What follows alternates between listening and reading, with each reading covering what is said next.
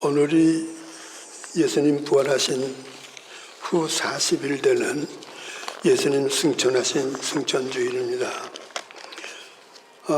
교회에서 다른 설교는 많이 합니다만은 승천에 대해서는 그렇게 과히 많이 설교를 하지 않기 때문에 그리고 우리가 알고 있는 예수님께서 부활하신 후에 40일 만에 하늘로 올라가셨다. 그것만 우리가 알고 있습니다. 근데 성경에는 승천에 대한 얘기가 마태복음에 없습니다. 마가복음에도 없습니다. 복음에도 없습니다. 오직 누가만이 기록했습니다. 그래서 누가복음에 있고 누가가 사도행전을 기록했기 때문에 사도행전에 있습니다.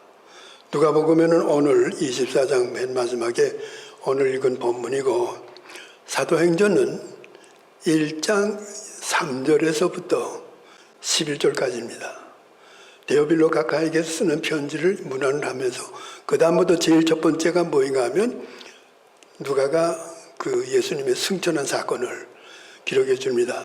근데 이 누가복음하고 사도행전하고 있는 것이 다 각각 다르게 썼기 때문에 이거 누가복음만 읽어가지고는 잘 모릅니다. 또 사도행전에서 쓴 것만 가지고도 이해가 안 갑니다. 이 두 복음, 두 군데를 하나로 묶어서 엮으면은 간단하게 알 수 있습니다.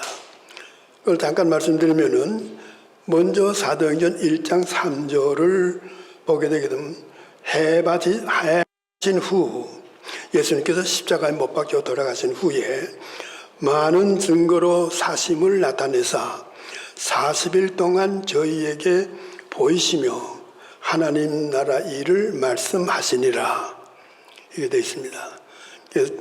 사도행전에 그렇게 40일 동안 있었다는 거.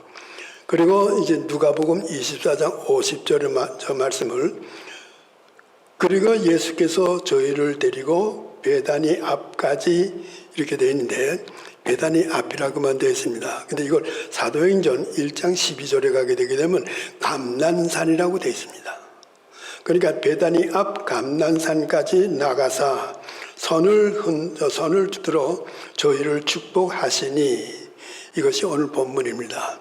그리고 이제 사도행전 1장 9절을 연결시키면 제자들에게 말씀을 마치고 저희가 보는 데서 올리어 가시니 구름이 저희를 가리고 보이지 않게 하더라. 이렇게 되면 이렇게 문장이 됩니다. 여기서 우리가 몇 가지를 좀 중요한 것이 있습니다. 5가지가 있습니다. 요 성경 구절 가운데 첫 번째 5가지지만 5가지를 다 얘기를 못하고 그 2가지만 좀 말씀을 드려보려고 합니다. 예수님께서 부활하신 후 40일 동안을 세상에 계셨다는 거예요. 여러분 생각해 봤습니까? 왜 40일 계셨는가? 예수님께서 부활하신 날 저녁에 이 제자들에게 나타나서 오셨거든요. 오셔가지고 숨을 내쉬면서 평안할지어다 이래놓고는 성령을 받아라. 그 다음날 승천할 수 있어요. 또 며칠 있다가도 승천할 수 있습니다. 일주일 있다가도 승천할 수 있어요. 그런데 왜 40일이냐 이거예요. 생각해 본 일 있어요? 40일이라는 숫자가 성경에 나오는 게 어디에 있느냐? 창세기 7장에 먼저 나옵니다. 창세기 7장은 뭐냐? 노아의 홍수 사건입니다. 그래서 노아의 홍수 사건 가지고 예수님의 부활하시고 승천하시는 것을 생각해 볼 때 둘이 맞아 들어가는 것이 있습니다. 창세기 7장 11절에 보게 되게 되면 하나님께서 그 에덴에서의 아담과 하와의 일로 인해 가지고 그래가지고 아담과 하와를 내쫓습니다. 쫓겨나간 그 아담과 하와가 그 아들을 낳죠. 그러니까 가인과 아벨을. 가인과 아벨이 형제간에서 살인사건이 벌어집니다. 그러니까 하나님이 셋이라는 아들을 또 낳아요. 이건 하나님의 계열의 사람이에요. 그래서 하나님의 계열의 사람 셋이라는 사람을 아들을 내 가지고 이 땅에 그 셋의 아들을 통해서 하나님의 사람들로서의 하나님을 나타내려고 한 거예요. 그런데 이 셋의 후손들이 하나님의 사람들이 세상의 여자들과 혼합이 돼가지고 살면서 모든 것을 하나님에서 떠나가지고 죄로 꽉 찼습니다. 너무너무 죄가 많았기 때문에 하나님이 사람을 지은 것을 후회하는 것, 자기가 지은 것을 후회할 정도였어요. 이때에 노아라는 사람을 의롭고 하나님과 동행하는 사람이에요. 그래서 이 노아라는 사람의 하나님과 동행하는 동행이라는 그 글이 굉장히 큰 뜻이 있는 겁니다.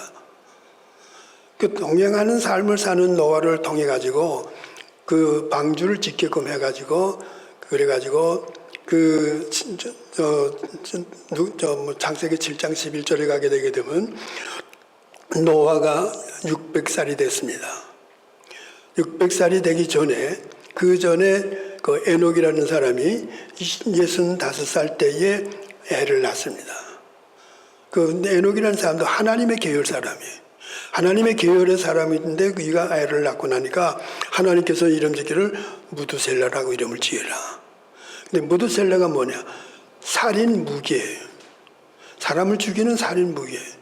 깜짝 놀랐죠. 깜짝 놀라가지고 왜 하나님이 내 아들을 낳은 것을 사람을 죽이는 살인 무기의 이름을 갖다 지어주느냐. 그때 깨닫는 것이 뭐냐. 하나님이 이 아들을 통해서 하나님이 사람을 죽이는 심판이 일이겠구나. 그걸 생각하고 난 다음에 곧 하나님과 동행하는 삶. 300년을 살았습니다.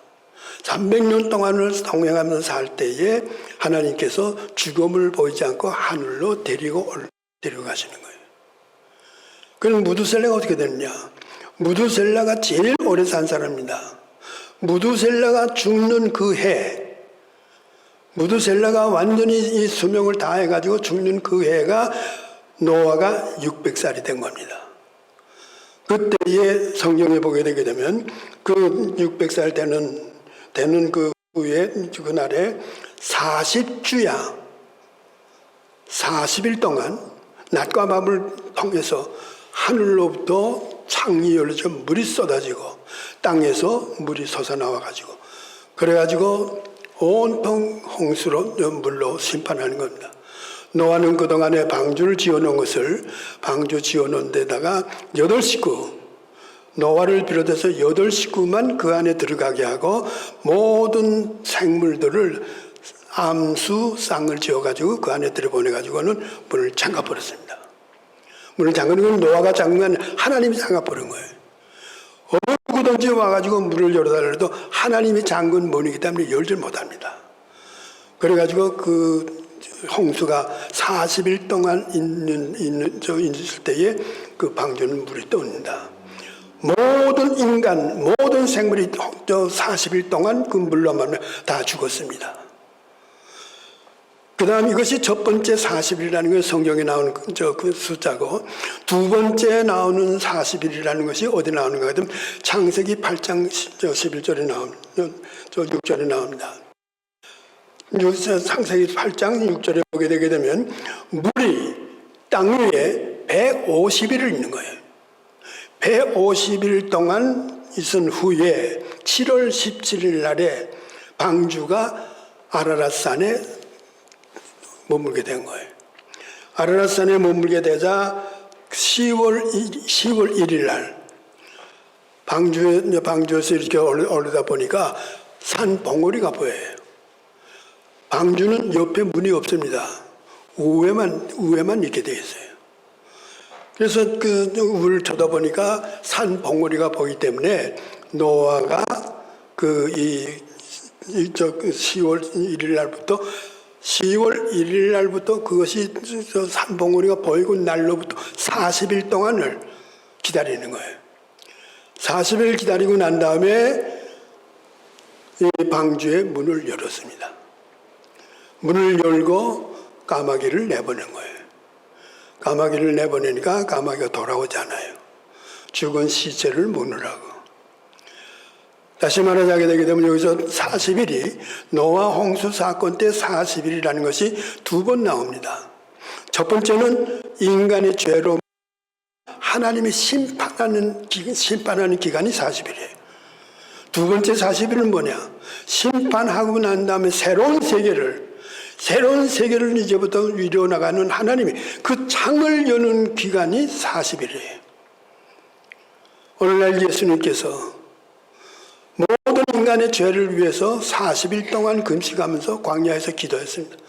하나님, 내가 이제 이 사람들의 죄를 내가 대속하기 위해서 하나님, 이제 메시아 일을 하기 위해서 하나님 앞에 내가 준비를 합니다. 하나님, 나를 통해서 용서해 줄 줄 믿습니다. 그리고 십자가에 못 박혀 돌아가신 후에 예수님께서 부활하셨습니다.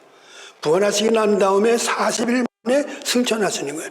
새로운 창문을 열어서, 새로운 창문을 열고 새로운 세계가 이루어지는, 하나님의 세계가, 하나님의 나라가 이제부터 이루어지는, 이것이 40일이라는 숫자가 됩니다. 그래서 창세기에 나오는 노아의 홍수 심판하고, 그리고 예수님의 일생을 통해서 40일 금식 기도와 그리고 3년 동안의 고난을 가리키고, 그리고 복음을 하나님의 나라를 전파하고, 그리고 고난당해서 죽으신 후에 하나님께서 내가 한 일이 옳다 인정을 해서 부활시킨 후에 40일 동안을 준비시켜 새로운 창을 여는 것. 하나님의 나라가 지금도 열리는 것. 자, 이것을 우리가 생각해 볼 수 있어서 40일이라는 게 뭐냐? 바로 이것을 상징하는 거예요, 예수님께서. 그래서 30일도 안 되고 39일도 안 됩니다.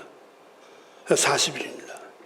자, 두 번째 여기서 찾아볼 것은 뭐인가 하게 되게 되면 저희를 데리고 베다니 앞 감난산에 가시니라 그렇습니다. 저희라는 겁니다. 저희라는 것은 단수가 아닙니다. 그 복수입니다. 여러 사람입니다. 여러 사람인데 왜 그러냐? 예수님 승천 사건이 사실이라는 거예요. 레위기에 보게 되게 되면 두 사람 이상의 증인 없이는 인정하지 않는 거예요. 죄를 지은 사람을 사형시킬 때도 두 사람의 증인이 있을 때만이 가능한 거예요. 당시에 그 성경에 나오는 그것을 따라가지고 유대인들은 두 사람 이상이 확실하다는 걸 증언했을 때에 그것이 사실이라는 거예요. 예수님의 승천 사건이 누가 혼자 얘기하는 것이 아니라는 거예요. 고린도전서 15장이 되게 되면 바울은 뭐인가 하게 되면 그 얘기를 듣고 난 다음에 500명이 감난산 앞에서 계실 때에 예수님 승천하셨다는 거예요. 500명이 증인이라는 거예요. 그 가운데는 죽은 사람도 있고 지금도 살아남은 사람이 있다는 거예요. 이것을 누가는 사실이다. 역사적인 사건이다. 이걸 위해서 썼다는 거예요. 지금 나머지 세 가지는 그래서 또 나중에 기간이 있게 되면 말씀드리겠습니다만은, 자, 이런 성경 구조를 가지고 오늘 생각해 보고자 하는 것은 세 가지입니다. 첫 번째는 예수 승천 사건은 어떤 사건이냐? 구속의 사건입니다. 구속의 사건의 일부가 됩니다. 그 일부가 되는 것을 보게 되게 되면 예수님께서 공생애가 시작됐습니다. 공생애가 시작돼가지고 3년 되고 난 다음에 예수님이 고난을 받으십니다. 그 3년 동안은 복음을 전하는 겁니다. 하나님의 나라 선포입니다. 하나님의 나라를 선포하고 그리고 예수님께서 십자가에 못 박혀 돌아가십니다. 이것은 구속입니다. 구원입니다. 이거는 예수님께서 하신 일이에요. 그 다음에 그 예수님이 돌아가시고 나니까 하나님께서 보실 때 바로 내가 한 일이 옳다. 내가 생각하고 내가 계획한 일을 내가 한 것이 옳다. 그래서 하나님이 예수님을 부활시킨 거예요. 살려놓으신 겁니다. 이제 새로운 인간으로, 새로운 첫 열매입니다. 예수 믿고 구원받은 사람들이 전부 예수의 부활하신 몸과 똑같이 된다는 거예요. 그래서 첫 열매가 되고 이제 두 번째로 될 사람들, 우리가 두 번째 열매가 되어 있는 거예요. 이 사건이 부활 사건입니다. 이 부활 사건이라는 것은 하나님께서 옳다고 인정하는, 이제부터 나라에서 살 수 있는 하나님의 새 백성을 창조하고 만드는 것이 이 사람, 이 예수를 통해서 옳다, 이런 겁니다. 자, 이제 그 다음에 40일 있다가 예수님 승천했습니다. 예수님 승천해서 예수님 어디 가셨습니까? 하나님 우편에 앉으셨어요. 그 예수님이라는 건 사람으로 오셨습니다. 사람으로 오셔가지고 하나님의 새로운 하나님의 백성으로, 새로운 사람으로 또 만들어져요. 부활한 사건이, 이 부활하신 새로운 사람으로서 되어진 이 예수가 하나님 우편에 앉아가지고 모든 세상 전체를 하나님과 더불어 같이 영권을 받아가지고 통치를 하게 되는 겁니다. 통치를 하는 것이 되기 때문에 이 승천 사건이라는 것은 부활 사건을 완전하게 만들어놓은, 구속 사업을, 구속의 사건을 온전하게 정결 지어주는 하나의 사건입니다. 그래서 이 승천이라는 것은 하나의 그저 40일 만에 올라가셨다, 하늘로 올라가셨다, 이것으로 끝일 것이 아니라 구속의 완결이라고 이렇게 볼 수 있습니다. 하나님 우편에 앉아 계시면서 지금 우리를 통치하고 계십니다. 만약에 예수님께서 십자가에 지시고 돌아가시기만 하셨다, 우리를 구원하시고 구속하시고 돌아가셨다, 그거를 끝났다면 우리와 똑같습니다. 우리도 살다가 예수 믿고 죽으면 땅에 묻히는 겁니다. 그 예수님께서 십자가만 돌아가신 것을 끝났다면, 부활이 없다면 우리와 똑같은 겁니다. 만약에 예수님께서 십자가에 돌아가시고 하게 되게 되면 하나님과의 화해되는 것, 화해가 없어집니다. 예수님께서 승천에 올라가셔서 하나님 우편에 앉아 계시기 때문에 그 하나님과 구원될 사람들과 화해가 이루어진 겁니다. 때문에 이 화해라는 건 예수님 승천 사건으로서 이루어지는 거기 때문에 가장 중요한 사건입니다. 하나님과 더불어 하나님은 나의 하나님이 되고 내 아버지가 되고 나는 하나님의 자녀가 되어서 아들이 되고 딸이 되어지는 겁니다. 이러한 사건이 승천 사건을 통해서 확인시키는 겁니다. 이런 의미에 있어서 승천 사건은 구속 사업의 완결이라고 봅니다. 두 번째는 뭐인가 하게 되게 되면, 두 번째는 예수님의 승천 사건이 그리스도의 사역을 명확하게 해준 겁니다. 예수님의 사역이라는 건 뭐인가? 우리가 세 가지를 얘기합니다. 첫째는 메시아 사역, 왕이 되시는 왕으로서 오시는 사역. 두 번째는 제사장으로서의 대제사장의 직책을 한다는 것. 세 번째는 선지자의 일을 했다는 거예요. 이 세 가지 일을 오늘 본문이 그대로 잘 얘기해 주고 있습니다.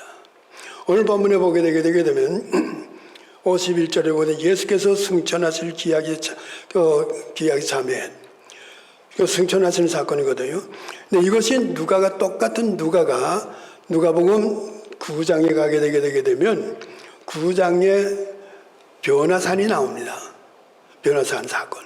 변화산에서 그 예수님이 제자 셋을 데리고 그 베드로와 야고보와 요한을 데리고 변화산에 올라갑니다. 올라가서 예수님께서 변화된 모습으로서 있을 때 거기에 모세가 나오고 엘리야가 나옵니다. 그래서 세 분이 대화를 하는 거예요. 대화를 할 때에 모행하게 되게 되면 그 예수님께서 얘기를 합니다. 내가 이제 예루살렘에 올라가서 제사장과 장로들에게 고난을 받아가지고 별세하실 것을 말씀하셨다, 이렇게 됐습니다. 이 별세하실 것을 말씀했다는 것이 누가복음 9장 51절인 9장 36절에 나옵니다. 근데 이 별세라는 것을 원문으로 보게 되면 엑소돈 이렇게 나와 있습니다. 출애굽입니다. 첫 번째 출애굽은 애굽이라는 죄악된 세계, 애굽에 가가지고 400년 동안 하나님의 택한 아브라함의 후손들이 거기 가가지고 죄악의 세상에서 사는 겁니다. 그걸 모세를 통해서 출애굽을 해서 가나안 땅으로 들어가는 겁니다. 이것이 첫 번째 출애굽입니다. 근데 예수님께서 두 번째 출애굽을 한다는 거예요. 예수님께서 내가 모세 당신이 첫 번째 출애굽에 해가지고 나왔지만 내가 두 번째 출애굽을 해야 되겠다고 그것을 별세하실 것을 말씀하실세 이렇게 된 얘기예요. 근데 그 별세라는 건 우리는 뭐든 죽는다 이런 말이지만은 원문에는 엑소돈이라고 가지고 출애굽을 나왔어요. 내가 제2의 출애굽을 한다.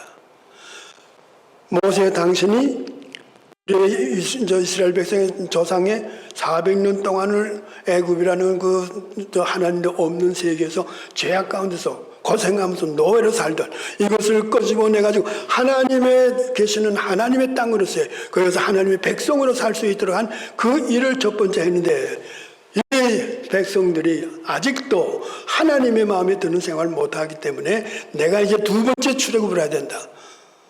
모든 인간 전체를 다해서 모든 인간이 죄악 가운데 살고 있다. 애굽에 사는 거나 똑같다.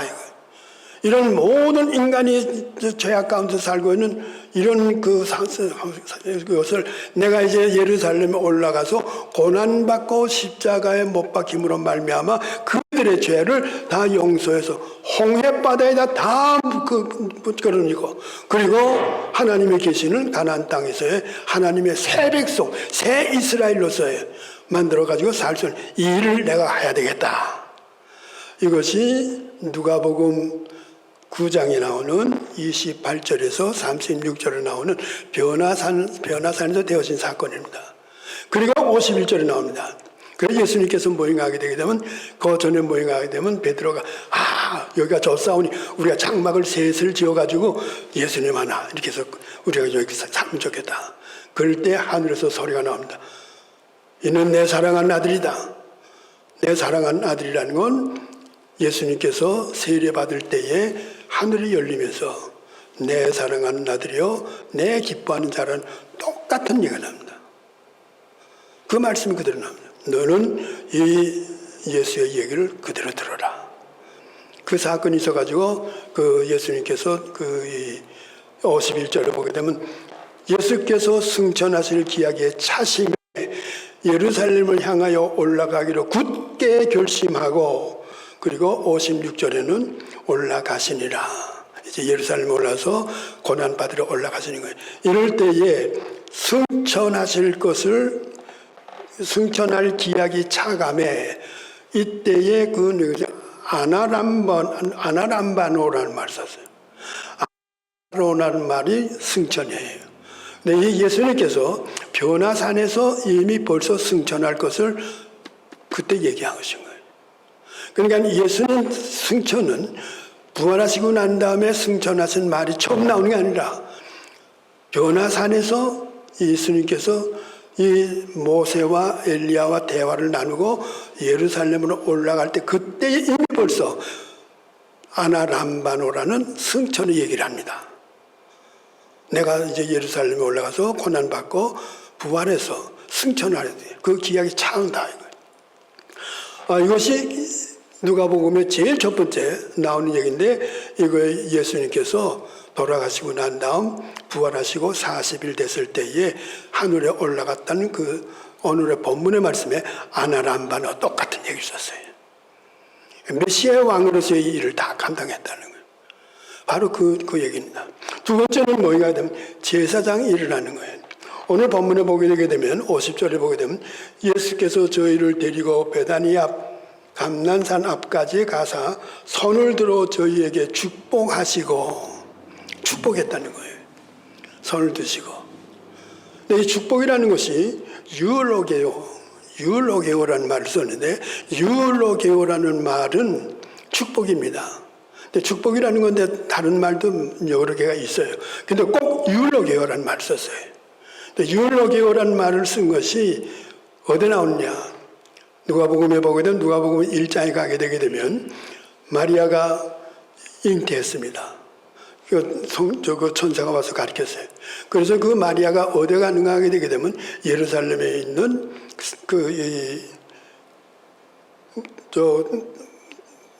갑자기 안 나옵니다만은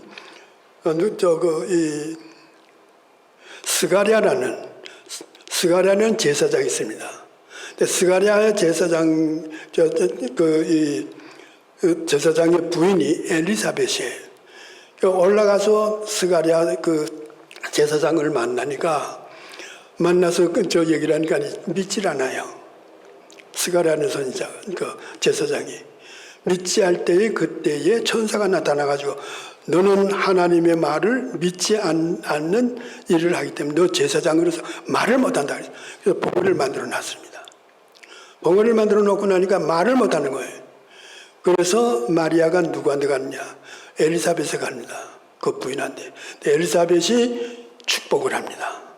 너는 하나님의 복을 받은 자요. 그때 복을 받았다고 할 때에 그때 뭐가 되면 유로게오라는 말을 썼어요. 내 태중에 있는 어린아이도 내가 복을 빈다. 그때가 유로게오라는 말이 처음 나옵니다. 이 처음 나와가지고 축복이라는 얘기가 나오는데 그 후에 예수님께서 공생애가 시작돼가지고 오병이어로서요. 물고기 2마리와 이 보리떡 5개 가지고 5,000명을 먹이는 사건. 그때에 그 오병이어가지고 축사하실 때 유로게오예요.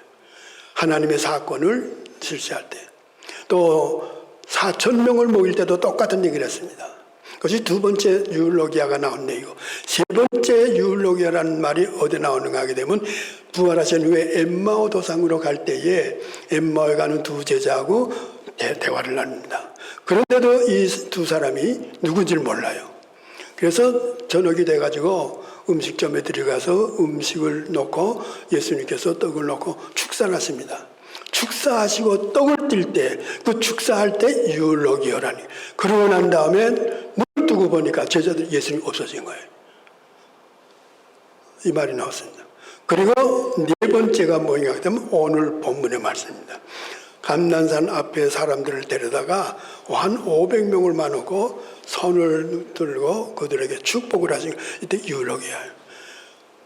대제사장의 일을 충실하게 감당했다는 거예요. 이거 오늘 본문의 말씀이거든요. 세 번째로서는 뭐인가 하게 되게 되면 선지자 일을 충실히 감당했다는 거예요.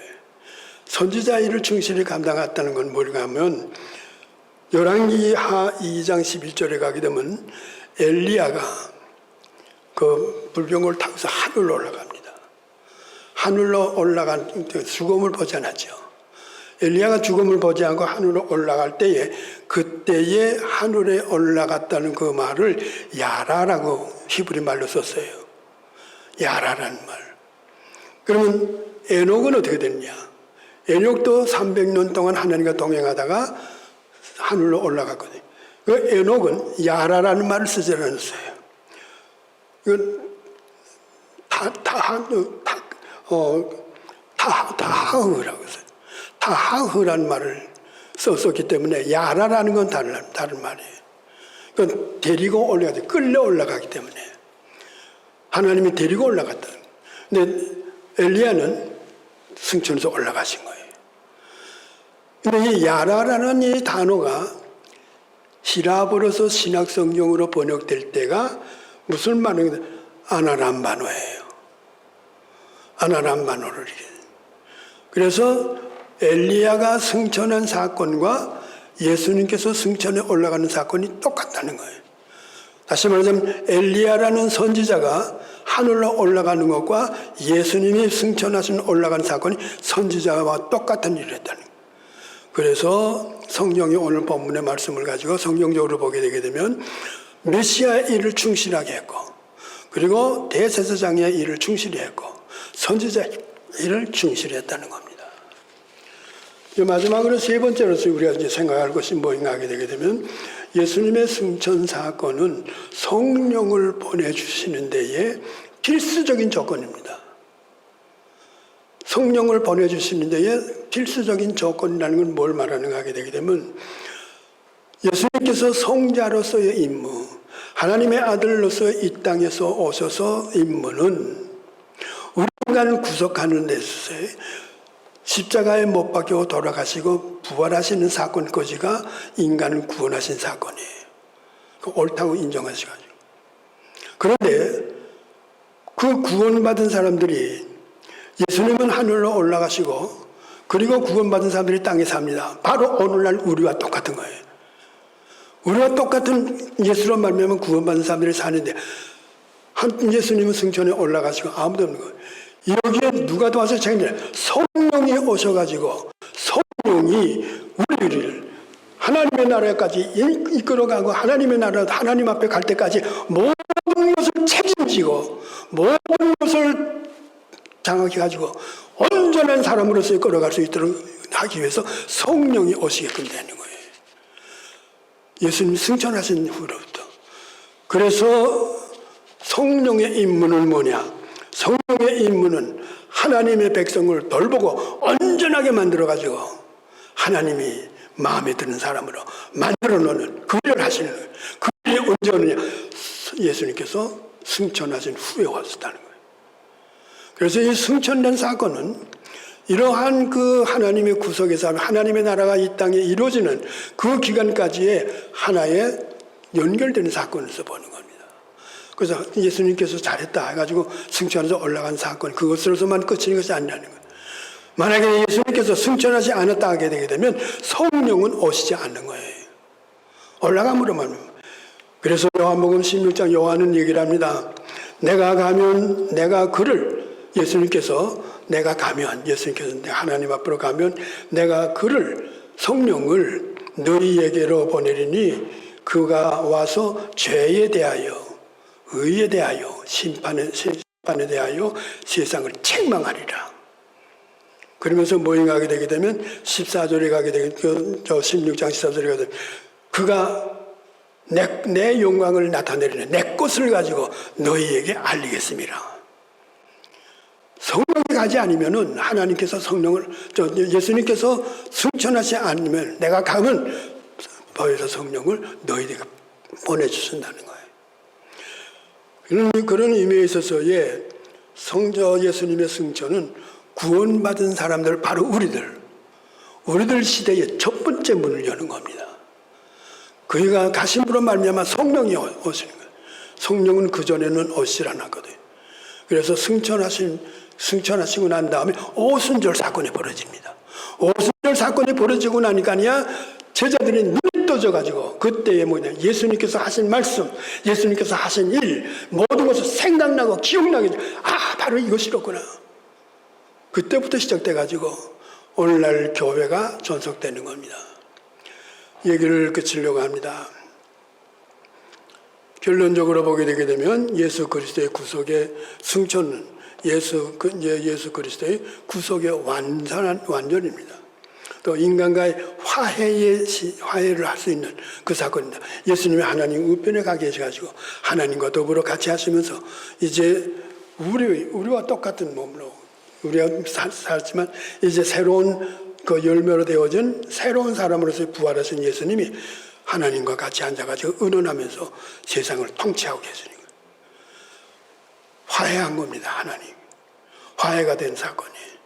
그래서 승천은 하나님과의 화해 사건이고 그리고 세상에 남아있는 사람들 땅에 남아있는 사람들을 그대로 혼자 내버려두지 고아와 같이 버려두지 않는다고 말씀하신 대로 이 남아있는 사람들 와서 예수님과 똑같은 입장에서 우리를 돌보시고 우리의 잘못을 용서해주고 그리고 불완전한 것을 온전하게 만들어가지고 하나님이 기뻐하는 사람들로 만들어서 하나님 앞 나라까지 이끌어갈 수 있는 그 일을 하는 성령을 보내주시는 그 일의 사건이라는 거예요. 그래서 이 승천주일이라는 건 이런 그 일을 생각하면서 이 날이 있음으로 말미암아 내가 교회에서 하나님의 자녀로서의 내가 충실하게 살아갈 수 있는 길이 바로 여기서부터 시작하구나. 이걸 생각하는 겁니다. 그렇다고 해서 이 성령이 오셨다고 해서 완전한 것이 이루어진 게 아닙니다. 예수님께서 재림에서 오실 때에 그때에 모든 것이 다 끝나는 겁니다. 그 어간에 재림하실 때까지의 책임은 누가 지느냐? 성령이 책임지시는 거예요. 이 성령이 예수님께서 승천하심으로 말미암아 이 땅에 오셨다는 겁니다. 그 어간은 뭐냐? 우리는 구원받은 사람으로서 하나님의 친백성으로 하나님의 아들, 딸이 되어졌습니다. 그렇지만은 나 혼자가 있으면 사탄에게 당장 넘어갑니다. 성령이 오셔가지고 성령이 나를 지켜주시고 성령이 나를 돌보시고 키워주시고 잘못된 것을 깨닫게 하고 그리고 잘못 가는 건 올바른 길에 가게 하고 이래서 온전한 사람으로 만들어 놓아가지고 하나님의 백성들을 점점 이 땅에서 일어나가는 이 일을 하는 겁니다. 문제는 뭐냐? 내가 성령이 계시고 나에게 왔느냐? 나의 가정에 임재하고 있느냐? 우리 교회에 있느냐? 없느냐? 내가 그걸 생각하고 있느냐? 안 하느냐는 문제. 내가 그 성령을 생각지도 않고 과히 거기에 대해서 관심도 안 가진다게 되면 성령을 거스리는 잘못을 저지른다는 겁니다.